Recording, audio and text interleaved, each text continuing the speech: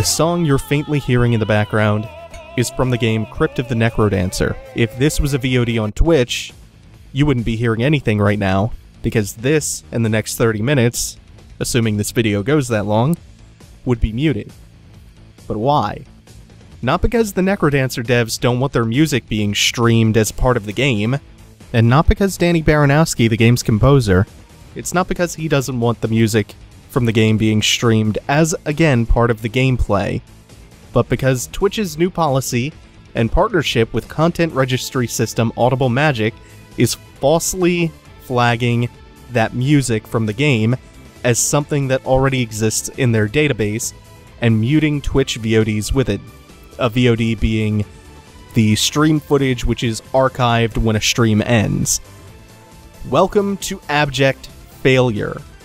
Welcome to Twitch's new system, which is a lot like the system its soon-to-be parent company employs, including all of its openness for abuse. I'm talking about YouTube's Content ID system, which caused a huge amount of controversy just earlier this year. For more discussion on that, you can check out the discussion video I posted a few months back when that firestorm was still burning. But it's mind-boggling to me that Twitch has not learned a lesson from a controversy that is not even in the far past. It's not even a year old. But let's start from the top. On August 6th, Twitch put up a blog post detailing changes it would be making to the way archived video on demand would be stored on their site. The changes are overall pretty shitty, but I'm going to be sticking with the major one that's caused most of the backlash here. They announced that they would be partnering with Audible Magic to identify copyrighted works showing up in their users' VODs. With the copyrighted material identified, Twitch would begin muting half-hour blocks of the video with the copyrighted work in the middle. So if someone, say, starts a stream with a song playing, if the system is working as intended, the first half hour of the VOD would be muted. That's if it's working as intended. Except this system doesn't work as intended. It is utterly broken. But we'll get back to that in a little bit because there's quite a bit of background to cover with this one. So, first of all, I guess, why is Twitch doing this? Well, Twitch CEO Emmett Shear says it's not to cover their own asses, it's for the users of Twitch, it's for the streamers and the viewers. It's for their sake. But if that's the case, why is this only coming about now? It sounds an awful lot like bullshit being spun as benevolence towards the people it's screwing over. Shear went on to say in a Reddit AMA that Twitch is protected by the DMCA. And that's his way of saying, hey look, we don't need to cover our own asses with this new policy. We're already covered by the DMCA. He even says, quote, if we have to take the heat for protecting our community, so be it. Like Twitch are heroic martyrs here. Before I go any further, for those not familiar with the DMCA stands for the Digital Millennium Copyright Act, and it was a law passed in the US in 1998. It makes intermediaries like ISPs and YouTube not liable for direct or indirect infringement of copyrighted works on their services. It was drafted as a means of complying with the World Intellectual Property Organization's Copyright Treaty. The WIPO is an agency of the UN focused on policy regarding intellectual property rights, and that treaty lays out international rules and guidelines for copyright laws as a measure of protecting the work of artists and work owned by labels and publishers and the like. There's an act that goes along with the DMCA called the Online Copyright Infringement Liability Limitation Act, which makes provisions for rights holders to issue takedown notices to services like, for instance, YouTube, meaning they need to provide the service a little bit of information and evidence that a user is uploading work that infringes on their copyright. They then send the notice to YouTube, YouTube flags the video and takes it down. The user in question can then issue a counterclaim in response if they have grounds to make that counterclaim. And while yes, it's technically true that Twitch is protected by the DMCA in that they are not liable for the copyright infringements of their users, That doesn't mean they can't be forced to endure a lengthy court battle against the record industry or whoever sets their gaze upon them. That would be a pocket-draining and stressful affair even if they are legally in the right, even if they are legally protected. They can still go through a protracted, drawn-out, stressful court battle at the behest of whoever wants to sue them. In fact, there's precedent for this. Viacom sued YouTube, a subsidiary of Google, who is heavily rumored to have recently completed a billion-dollar acquisition of Twitch. Viacom sued YouTube a few years ago for $1 billion. YouTube, at the time, was also protected by the DMCA. It didn't stop the vultures at Viacom from circling. When a judge ruled that YouTube was in fact protected by the DMCA, Viacom just dragged it out and kept appealing. You think now that Twitch is primed to become a major player and a subsidiary of Google, that similar parties aren't eyeing Twitch looking to do the same? Create a strenuous and expensive legal battle with a foregone conclusion just to drain money from the new parent company and create enough pressure to hopefully have them cave before a judge can even rule? That DMCA protection doesn't afford them that much slack here. So no, this isn't to protect users who were already at risk for DMCA takedown notices and lawsuits. This is to cover their asses, and Emmett Shear and his company are not the martyrs they're making themselves out to be. They are not falling on their swords for the good of the Twitch community. In this case, Emmett Shear comes off as trying to snake his way out from under the heat of his own decisions and Twitch's own policies. DMCA takedowns already exist as a means for copyright holders to protect their content from users. Twitch didn't need to create this new system. A system already existed for copyright holders to protect their property. As far as I know, even the biggest streamers are too small fry to be targeted for takedown notices anyway, let alone lawsuits. Twitch is a potential target though, especially with this huge acquisition looming. And hey, acknowledging that is fine. Twitch does need to cover their own asses. That is a necessary evil. They have to cover their own asses in some way, especially with a $1 billion acquisition by one of the biggest companies on Earth, drawing eyes from copyright holders. Copyright laws are shitty, but that's not Twitch's fault. That's not where Twitch is at fault in this whole huge shitstorm. Twitch has fucked up by spinning this so disgustingly, but they have a point. Just like YouTube had a point with their copyright system. The problem is the system itself is, just like Content ID, totally busted. Totally and completely busted from floor to ceiling. The system in question is overly aggressive and it's not accurate enough to do what it's intended to do. No, it's not malicious, but it's implemented with the utmost of incompetence. It's also yet another example of treating the users as being a guilty party until they are proven innocent. Until they do the legwork to prove themselves innocent. And it's yet another half-baked pile of shit riddled with false positives. And it's being shoved down streamers' throats, and streamers are being told, no, it's just medicine. When it's actually a time-release gel capsule full of diarrhea. If it was for the good of the community, as Twitch so nobly asserts, wouldn't it have been a good idea to put a better system out there?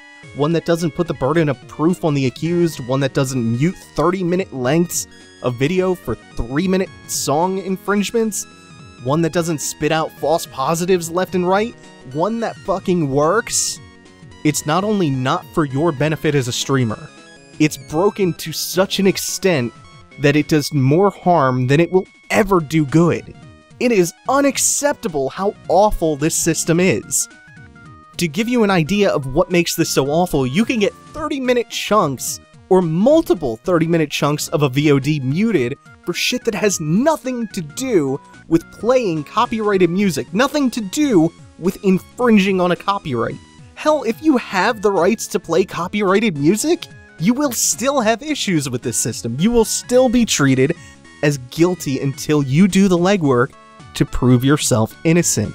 That says nothing about all the other shitty ways people are being flagged in this system. So why don't we look at some of those?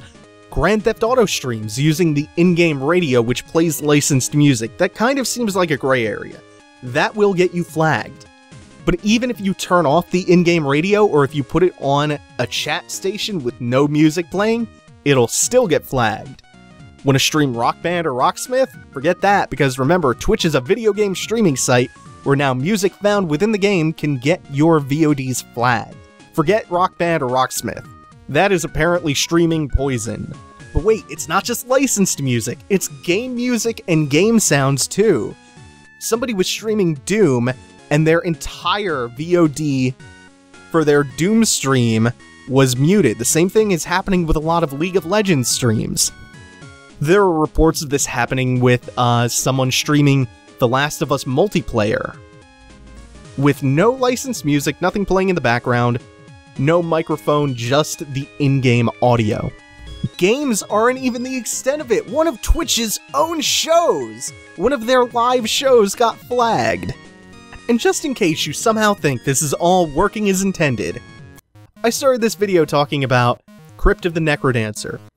That's because according to the devs themselves, people are reporting their VODs are being flagged for using only in-game music, and that they have no idea why their music is even registered on Audible Magic, because they haven't submitted the soundtrack anywhere.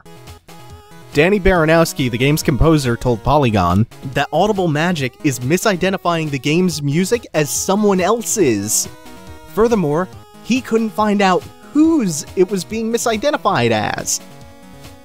And last I heard, he and his lawyer, who were in contact with Audible Magic, could not get the situation reversed. That right there points to the system being a failure. That doesn't deter Twitch from using it, though. Here's one that's even more baffling. One of Valve's official Dota 2 tournament VODs had the audio muted for a section in which Audible Magic misread the cheers from the crowd as somebody's music. The system can't differentiate between a crowd cheering and music! This is the system Twitch has partnered with to help out their customers. But hey, if your VOD gets hit with a false positive, you can just hit the brand new appeal button. Which, when they first rolled this system out on Wednesday, that appeal button didn't exist. But now it's there, so it's fine. Hitting that button opens up an Outlook email to Twitch. Lovely. And you can just appeal it every single time you get hit with one of these extremely common false positives. And you can hope for the best, because under this new policy, you are a conniving, fucking copyright infringing thief. And if you want to be viewed as innocent, you better do the goddamn legwork to prove you didn't do anything wrong, instead of the system having to prove that you aren't innocent. But hey, you should thank Twitch. You should be thankful. They're helping you. They're going out of their way to help you to not infringe on copyrights by cheering in such a way that it could be vaguely misidentified as Toxic by Britney Spears. Thank God Twitch helped you dodge that bullet. But it's okay because, quote, no system is perfect. We're scanning millions of videos. If we're wrong even 0.01% of the time, that will be hundreds and hundreds of failures. But a 99.99% accuracy rate is really hard to beat. Except what we have here is a solution begging for a problem. This is a system that didn't need to exist in the first place. Even as little as a 0.01% failure rate is still unacceptable for a system that does not need to exist in the first place. For a system that does not need to exist in this form. It is a system that uniformly harms streamers and viewers while putting the burden of proof on them. The 30-minute mute for playing songs that average 3 minutes is senseless, and I severely doubt that this system works 99.99% of the time. I severely doubt that. But hey, this is for your benefit, Twitch streamers. Except it isn't. That's well established by now as a crock of shit. That gross spin makes lines like, quote, "We are not scanning live broadcasts and there is no automated takedown of live content," unquote, and the assertion that they have no plans to do so in the future, that makes that a little bit hard to believe. It makes it especially hard to believe because that would mean live streaming copyrighted music would somehow not count as infringement, but that same content on a VOD would. That would mean Twitch is drawing that line. A completely arbitrary line.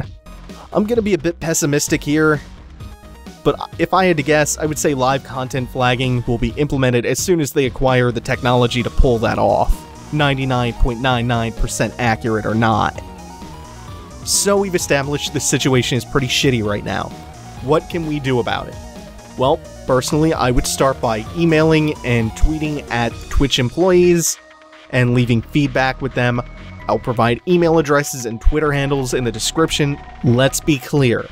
I am not calling for a harassment campaign. Please do not harass them. Please do not tweet or email them with nothing but vitriol. That does no good. As much as it feels good to vent like that, please do not do that. It's not constructive. Just write to them, make civil arguments, air your grievances, and give genuine suggestions and feedback. Make it clear that they have damaged the goodwill that they previously cultivated, and only give an ultimatum if you intend to follow through with it. The moment you say, I'm never going to use Twitch again, without being 100% sincere and following through, they become immune to that threat. That threat becomes worthless. That's why I'm personally not prepared to say it myself. I don't think that I am completely done with Twitch cold turkey right now. I'd rather they overhaul this broken system and quit treating us like we're too stupid to realize that this isn't strictly for our benefit. They've already made, in the past couple of days due to the backlash, a couple of changes to their VOD policy, but this muting and false positive shit, that needs to be fixed. That cannot be considered acceptable. However, I will say that they've burned enough goodwill, they've pissed enough goodwill away that if a competitor comes along and if they're viable enough, it's not as hard of a decision suddenly for I and many others to jump ship. Before, that would be a much harder decision. To leave a service that you're happy with to jump ship to a competitor, that would be a harder decision before this past Wednesday. A business with viable competitors will live or die by the loyalty of their users and their customers. And if you piss all that goodwill away, all those people who keep your site from being obsolete will just leave. One alternative I can suggest that's certainly on the rise is Hitbox.tv. There's already been a pretty large exodus of speedrunners and other users of Twitch who have gone over to Hitbox. So much so that without having seen that influx of users coming, their servers got slammed. Personally, I don't think it's quite at the level yet where I'm gonna just pledge to jump ship right away, but it's on my mind now. It wasn't before, and I am gonna be trying it out with my next stream. So my next stream will be on hitbox.tv/thescribed. Anyway, that's gonna be it for me. Be sure to share this video wherever you see fit, wherever it will generate a good discussion, whether that be on social media, on Reddit, on forums, or among friends. My goal here has been mainly to inform, but this one stupid little video isn't going to change anything on its own. A larger discussion, though, could help make a dent. Also, feel free to continue the discussion in the comments below. Thanks for listening, everyone. Take it easy. Have a good one.